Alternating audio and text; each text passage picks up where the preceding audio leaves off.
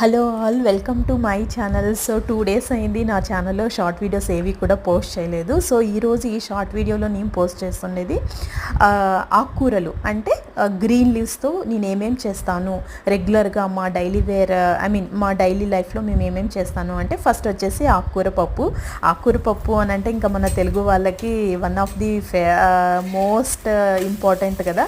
So వీక్లీలో ఒక రోజైనా ఆకుకూర పప్పు అనేది కంపల్సరీగా ఉంటుంది. నెక్స్ట్ వచ్చేసి ఆకుకూర రొట్టి అంటే అక్కి పిండితో అంటే బియ్య పిండితో చేసుకునే అన్ని ఆకుకూరలన్నీ వేసి చేసుకునే అక్కి రోటీ అనమాట, ఆకుకూరతో రొట్టి.